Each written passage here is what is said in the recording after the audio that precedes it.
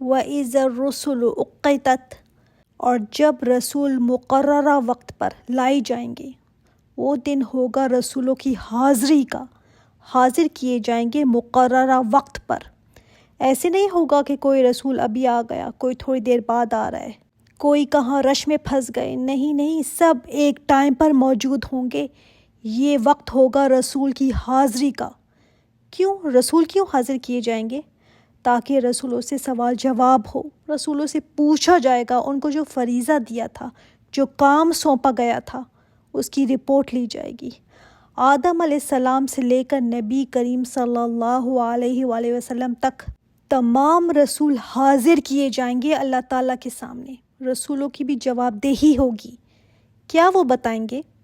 ہر رسول اپنی اپنی قوم کی گواہی دے گا کہ جس علاقے جس قوم پر وہ بھیجے گئے تھے، وہ پیغام انہوں نے پہنچایا کہ نہیں، پورا پہنچایا۔ یہ اور بات ہے کہ قومیں کہیں گی نہیں، ہم تک تو نہیں پہنچی تھی بات۔ پھر یہ بھی رسولوں سے پوچھا جائے گا کہ آپ کی قوم نے آپ کو جواب کیا دیا، کیا رسپانس دیا آپ کی بات کا۔ جیسے کسی کو کوئی کام دیا جاتا ہے نا، کوئی جاب دی جاتی ہے، اس کے بعد رپورٹ بھی لی جاتی ہے نا، کیا بنا جو کام آپ کو سونپا تھا میں نے۔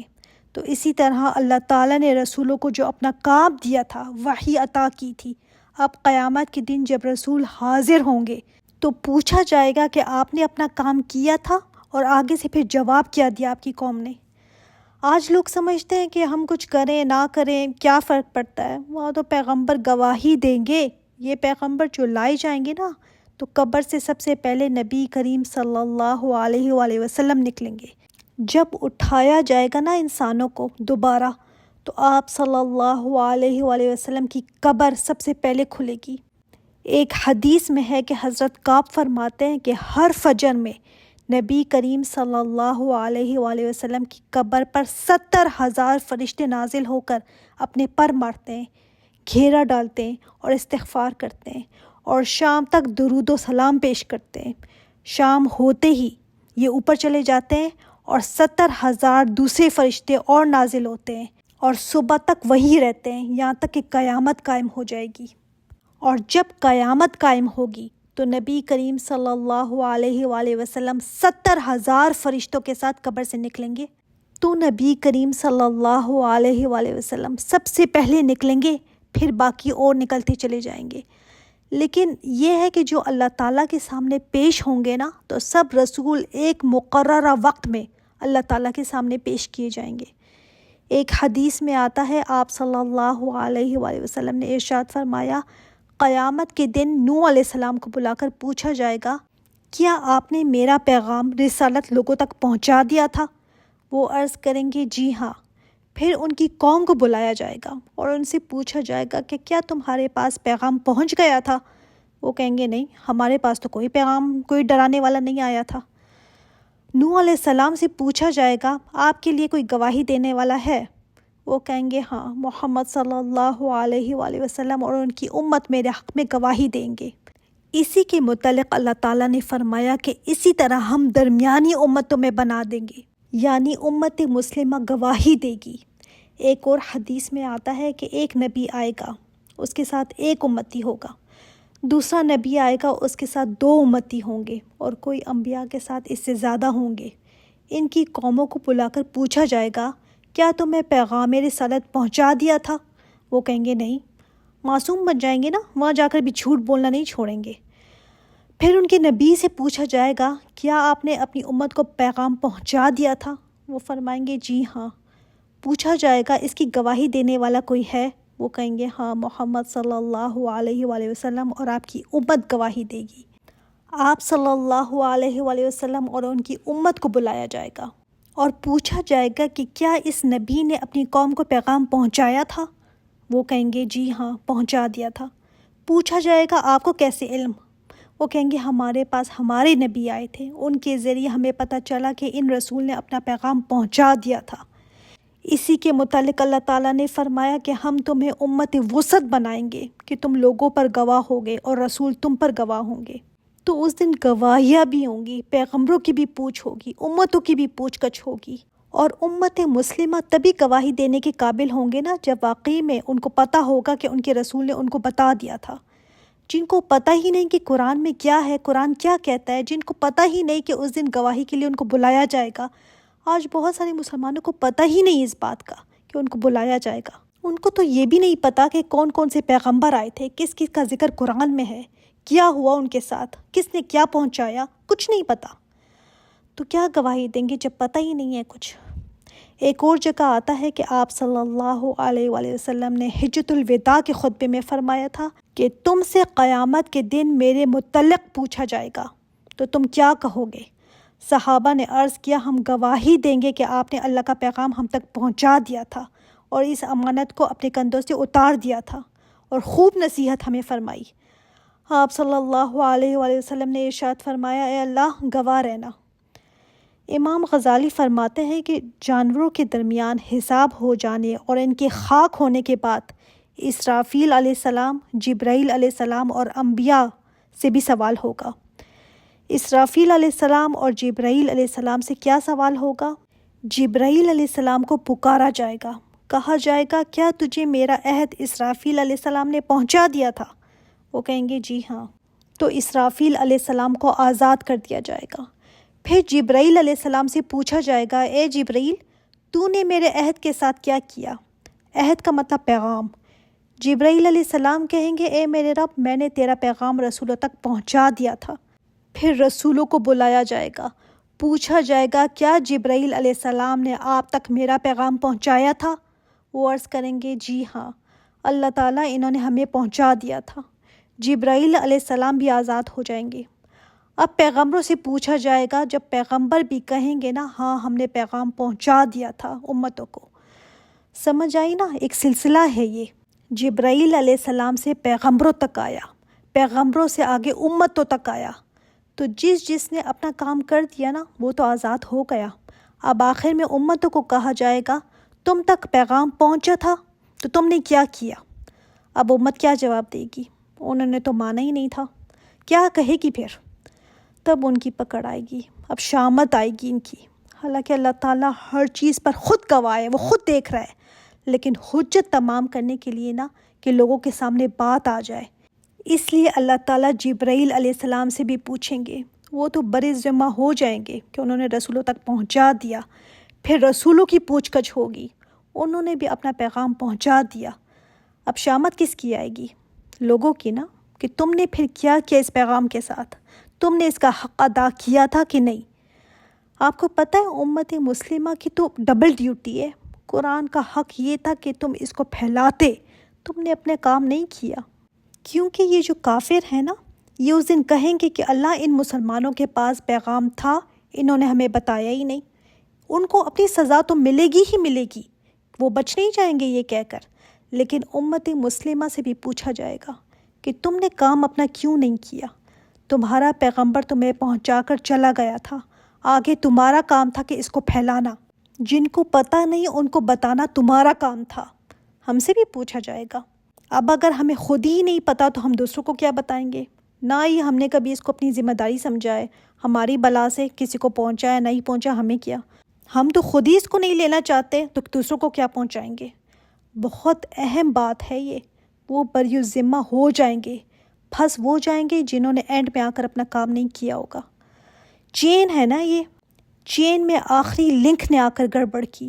پہلے تو سب نے کام کیے، دیکھیے آپ صلی اللہ علیہ وآلہ وسلم کے بعد صحابہ کرام کہاں کہاں تک اس پیغام کو لے کر پہنچے۔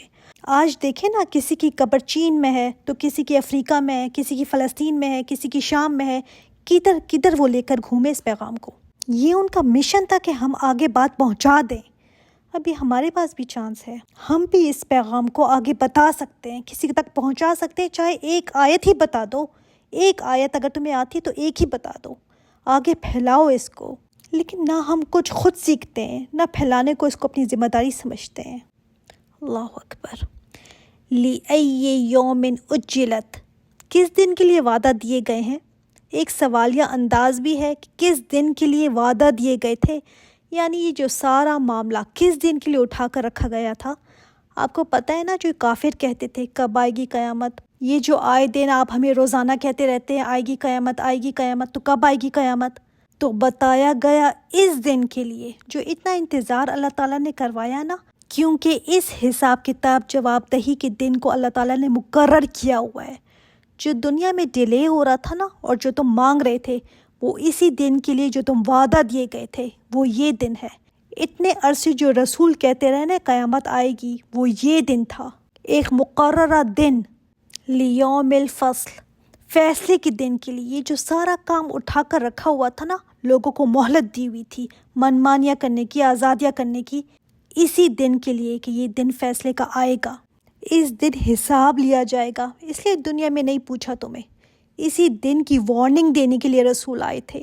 جیسے کسی جگہ سیلاب یا ٹورنیڈو آ رہا ہو نا، تو وارننگ دی جاتی ہے لوگوں کو، اسی طرح اللہ تعالیٰ نے اس دن کے ڈرانے کے لیے، بہت بڑے جو اس دن زلزلہ آئے گا، اس دن کی ہولناکیاں بتانے کے لیے رسول بھیجے۔ آپ نے کبھی دیکھا ہوگا کہ کسی بہت بڑے طوفان کا فورکاسٹ میں اگر بتا دیں کہ یہ ادھر ہٹ کرے گا، تو گروسری سٹور میں بریڈ انڈے وغیرہ نہیں ملتے لوگوں کو، اتنا زیادہ لوگ سٹاک جمع کر کے رکھ لیتے ہیں۔ اور بہت دفعہ آپ نے ایکسپیرینس کیا ہوگا کہ وہ جس طرح کا بتا رہے ہوتے ہیں، بعض اوقات وہ طوفان وغیرہ اپنا رخ ہی بدل لیتے ہیں، بالکل اپوزٹ ڈائریکشن پر چلے جاتے ہیں۔ مگر جو اطلاع رب کائنات نے دی ہے، جو بات رب کائنات بتا رہا ہے، وہ بھی قسمیں کھا کر بتا رہا ہے، جس کا وہ وعدہ کر چکا ہے، وہ تباہی کا بتا رہا ہے جس سے کوئی بچے گا نہیں اس دن۔ پھر بھی انسانوں کی یقین کا عالم کیا ہے؟ اتنا بھی ہمیں یقین نہیں جتنا ماہر موسمیات کی بات پر ہم کر لیتے ہیں۔ یقین ہوتا تو ایسی تو نہ ہوتی نا ہماری زندگیاں، اپنے عمل کو ہم درست کرتے۔ اللہ تعالیٰ فرما رہے ہیں اس دن کے لیے یہ ساری کارروائی اٹھا کر رکھی ہوئی ہے، اس لیے آج پکڑ نہیں، کیونکہ وہ دن آنا ہے، اس دن تم پوچھے جاؤ گے۔ وَمَا أَدْرَاكَ مَا يَوْمُ الْفَصْلِ، تمہیں کیا پتا کہ وہ فیصلے کا دن ہے کیا؟ تمہیں پتہ ہی نہیں کہ وہ دن ہے کیسا۔ دوسری جگہ آتا ہے نا کہ یہ وہ دن ہوگا کہ اگر ایک گروہ جنت میں ہوگا تو دوسرا گروہ جل رہا ہوگا جہنم میں۔ یہ وہ دن ہے، فیصلے کر دیے جائیں گے جب سب کے، کس کے لیے کیا فیصلہ ہوتا ہے یہ تو آج نہیں پتا۔ اور فصل سے مراد اگر جدائی لی جائے نا، فاصلے سے ہے نا یہ، تو وہ جدائی کا دن ہے۔ اس دن سب کے درمیان جدائیاں ہو جائیں گی، دنیا تو جدا ہوگی ہی ہوگی، رشتوں سے بھی جدائیاں ہو جائیں گی۔ ہم ادھر بیٹھے اس کو بڑا ہلکا معاملہ سمجھتے ہیں نا، لیکن اللہ تعالیٰ نے فرمایا تمہیں پتہ ہی نہیں کہ وہ کیا دن ہے، سخت، بڑا سخت دن ہے وہ۔ وَيْلٌ يَوْمَئِذٍ لِّلْمُكَذِّبِينَ، ہلاکت ہے اس دن جھٹلانے والوں کے لیے۔ کون ہیں جھٹلانے والے؟ کس چیز کو جھٹلایا کرتے تھے؟ کس چیز کو یہ ریجیکٹ کیا کرتے تھے؟ چاہے کوئی قرآن کے کسی حکم کو جھٹلائے، یا اللہ تعالیٰ کی ذات کو جھٹلائے، یا رسول کو جھٹلائے، یا قیامت کو جھٹلائے، قرآن کی ایک آیت کو بھی جھٹلانا نا سارے قرآن کا انکار ہے۔ مسلمان ہو کر لوگ کہتے ہیں مجھے اس حکم کی لاجک سمجھ نہیں آتی، ایسا کیوں کہا گیا، ایسا حکم کیوں دیا گیا، یہ کیا بات ہوئی، یہ کیوں کہا گیا، وہ کیوں کہا گیا، اس چیز کو حرام کیوں کیا گیا، بھلا اس کی بھی کیا ضرورت تھی۔ یہ سب جھٹلانا ہے کہ میں تو نہ مانوں گی۔ ویل ہے ایسے لوگوں کے لیے، ویل، ویلن، ہلاکت، تباہی، بربادی، خرابی۔ ویل سے مراد جہنم کی ایک وادی بھی ہے، جس کے بارے میں آتا ہے کہ اس میں جہنمیوں کا خون اور پیپ بہتا ہے، اور اس میں اگر پہاڑ کو چھوڑ دیا جائے نا، اتنا سخت وہ گرم جگہ ہے، اتنا سخت گرم ہے کہ اگر پہاڑ کو اس میں چھوڑ دیا جائے تو وہ بھی اس میں پگھل جائے۔ عطا بن یاسار نے فرمایا ہے کہ ویل جہنم کی کچھ لہو سے بھری ہوئی وادی ہے، اگر پہاڑ اس میں چھوڑ دیا جائے تو پہاڑ پگھل جائے۔ جہاں پہاڑ پگھل جائے تو سوچی وہ جگہ کیا ہوگی۔ آپ صلی اللہ علیہ وآلہ وسلم نے فرمایا ویل جہنم میں ایک وادی ہے، کافر اس میں 40 برس تک اس کی بیس تک پہنچ پائے گا، 40 برس تک اس میں لڑکتا چلا جائے گا، پھر جا کر اس کی بیس نیچے تک پہنچے گا۔ کبھی آپ نے بہت اونچی چوٹیاں دیکھی ہوں گی نا، بالکل سٹیپ چوٹی سی جو ہوتی ہے، اس میں گرنے میں کتنا ٹائم لگتا ہوگا، 2-3 منٹ، بندہ کیسے نیچے پہنچ جاتا ہے نا، شاید اس سے بھی کم۔ جس جگہ میں اتنی ڈیپتھ ہو کہ 40 سال تک بندہ لڑکتا چلا جائے، اللہ اکبر، 40 ایئرز تک انسان، وہ کتنی نیچی ہوگی جگہ۔ کوئی اگر گہرے سے گہرا کنواں بھی بہت کوئی آج سوچ لے، کوئی بہت گہری کھائی سوچ لے، اس سے نیچے گرنے میں 1 سال کیا، 1 دن کیا، 1 گھنٹہ بھی نہیں لگتا، چند منٹ کی بات ہوتی ہے۔ سوچیں جگہ کیا ہوگی جس میں اتنی گہرائی ہے۔ حدیث میں آتا ہے کہ اہل جہنم کے زخموں کی پیپ اس وادی میں جمع ہوگی۔ پیپ، لہو، گندگی، اس کے زخموں کا دھون، جیسے اسپتالوں میں کبھی مریضوں کے پیپ یا خون جمع کرنے کے لیے کوئی ٹرے رکھے ہوتے ہیں یا گندگی جمع کرنے کے لیے بیگز لگائے ہوتے ہیں۔ سوچئے یہ جہنم کی وہ جگہ ہے جہاں پر جہنمیوں کی پیپ، خون، ان کی غلاظت جمع ہوگی۔ وہ جگہ سلیکٹ کی گئی ہے مکذبین کے لیے، کوئی چھوٹی بات نہیں ہے یہ۔ اور دیکھیں یہاں پر کافرین نہیں کہا گیا کہ للکافرین، یہ نہیں کہا گیا، مکذبین، ایسے تمام لوگ مکذب ہیں جو اللہ تعالیٰ کے حکموں کو جھٹلاتے ہیں۔ کچھ تو اللہ تعالیٰ کو ہی نہیں مانتے تو ظاہر ہے اس کے حکموں کو بھی نہیں مانتے، کچھ تو اللہ تعالیٰ کو مان کر بھی اس کا حکم نہیں مانتے، باقاعدہ اس کے حکموں کو جھٹلاتے ہیں، دھڑلے سے کہتے ہیں ہم نہیں مانتے۔ تو اللہ تعالیٰ کا بھی پھر اعلان ہے ان کے لیے کہ ویل ہے ایسے مکذبین کے لیے، بڑی سخت سزا ہے یہ آیت بار بار اس صورت میں آئی ہے۔ اللہ اکبر۔ اللہ تعالیٰ فرماتے ہیں الم نہلک الاولین، کیا نہیں ہم نے ہلاک کیا پہلوں کو؟ ذرا تاریخ اٹھا کر دیکھو، کتنے ہی تم سے پہلے گزر چکے ہیں جن کو ہم نے ہلاک کیا ہے۔ کیا تم نے نہیں پڑھا قیامت کو جھٹلانے والوں کی باتیں؟ کیا تمہیں نہیں سمجھ آتی قوم نوح کے ساتھ ہم نے کیا کیا؟ قوم نوح آئی، عاد آئی، سمود آئی، سب ہلاک ہو گئے، وہ بھی جھٹلاتے تھے۔ کبھی ہم نے سوچا ہے کہ کتنے ہی ہم سے پہلے آئے، انہوں نے آخرت کو جھٹلایا، کسی نے اللہ کا انکار کیا، کسی نے اس کے حکموں کا انکار کیا، حساب کتاب کا سوچے بغیر انہوں نے زندگی گزاری، تو ان کے ساتھ پھر کیا ہوا؟ ہم ان کے چھوڑے ہوئے آثار کو دیکھتے ہیں، ان جگہوں کو وزٹ کرتے ہیں جہاں پر تباہی آئی تھی، میوزیمز کو وزٹ کرتے ہیں، پر یہ سوچتے نہیں کہ تباہی کیوں آئی تھی، ہمارے لیے اس میں کیا سبق ہے۔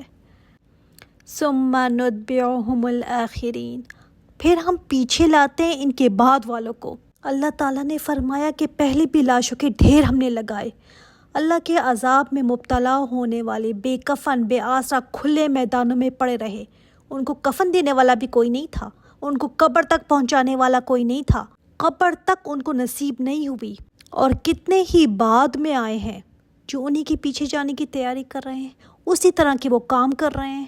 تو بعد والوں کو بھی اللہ تعالیٰ نے فرمایا کہ ہم پیچھے لاتے ہیں بعد والوں کو، مطلب بعد والوں کو بھی انہی کے پیچھے چلتا کریں گے ہم۔ کیوں؟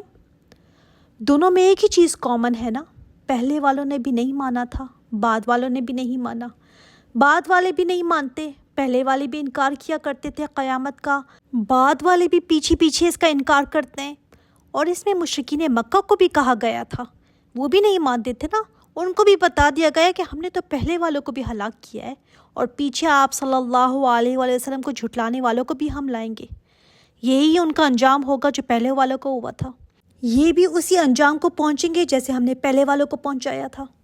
کذالک نفعل بالمجرمین، اسی طرح ہم کیا کرتے ہیں مجرموں کے ساتھ، جو بھی مجرم ہوگا، چاہے پہلے والوں میں سے ہو، چاہے بعد کے آنے والوں میں سے ہو، اللہ تعالیٰ کو اس چیز کی کوئی پرواہ نہیں کہ زمانے میں 21 سینچری کا بہت ماڈرن آدمی ہو یا نوح علیہ السلام کے زمانے کا کوئی انسان ہو، اگر ایک ہی کام کرو گے تو انجام ایک ہی ہے۔ ہم سمجھتے ہیں نا ہم بڑے نئے زمانے کے لوگ ہیں، وہ تو پرانے لوگ تھے، ان کو کوئی سمجھ تھوڑی تھی، آج ہمارے پاس کیا ٹیکنالوجی ہے، کیا دماغ ہے، ایسے لگتا ہے کہ جیسے پچھلے والوں کے پاس تو دماغ تھا ہی نہیں۔ ایسے ہی سمجھتے نا آج کے لوگ اپنے آپ کو کہ ہم نے تو بہت ترقی کر لی ہے، یہ ایجاد کر لیا، وہ کر لیا، لیکن اللہ کے ہاں چاہے وہ اس صدی کا بندہ ہو، چاہے پرانے زمانے کا ہو، چاہے غاروں میں رہنے والا ہو، چاہے کوئی اونچی بلڈنگز میں رہنے والا ہو، اگر وہ مجرم ہے وہی کام کرتا ہے جو پچھلے والوں نے کیا، تو دونوں اللہ کی نظر میں ایکول ہیں، دونوں کا راستہ اگر ایک ہے، دونوں ایک ہی کام کر رہے ہیں تو پھر کوئی فرق نہیں پڑتا۔ اس 21ویں صدی کا کیا فائدہ اگر ہماری سوچ قوم لوط والی سوچ ہے، قوم شعیب والی سوچ ہے؟ وہ بھی اپنے پیغمبر کو یہی کہتے تھے نا کہ ہم کیسے کاروبار کریں اگر ہم ہیریا پھیریا نہ کریں، تو اپنی پاکدامیاں اپنی باتیں اپنے پاس رکھو، ایسے بزنس کیسے چلے گا؟ مجرم تو ایک ہی انجام کو پہنچیں گے، چاہے وہ کون سی بھی صدی کی ہوں، ہر وہ کوئی جس نے اللہ تعالیٰ کے احکامات کو نہیں مانا یا اللہ تعالیٰ کو نہیں مانا، یا اس کی کسی بات کو نہیں مانا، یا قیامت کی تکذیب کی، یا رسولوں کو جھٹلایا۔ وَيْلٌ يَوْمَئِذٍ لِّلْمُكَذِّبِينَ، ہلاکت ہے اس دن جھٹلانے والوں کے لیے۔ دین کے کسی حصے کو بھی اگر کوئی جھٹلاتا ہے، کتاب کی کسی بات کو بھی جھٹلاتا ہے، اللہ تعالیٰ کی کسی بات کو، کوئی رسول کی بات کو، کوئی بھی جس نے جھٹلایا دین کے کسی بھی حصے کو، اس کے لیے اعلان ہے ویل کا۔ بہت سخت فیصلہ ہے، بہت سخت، اور اللہ تعالیٰ کا فیصلہ ہے یہ، اس کے فیصلے بدلا نہیں کرتے۔ اللہ تعالیٰ ہمیں ان آیات پر غور کرنے کی توفیق عطا فرمائے کہ یہ آیات کیا کہتی ہیں۔ سبحانک اللہم و بحمدک، اشہد ان لا الہ الا انت، استغفرک و اتوب الیک۔ السلام علیکم و رحمۃ اللہ وبرکاتہ۔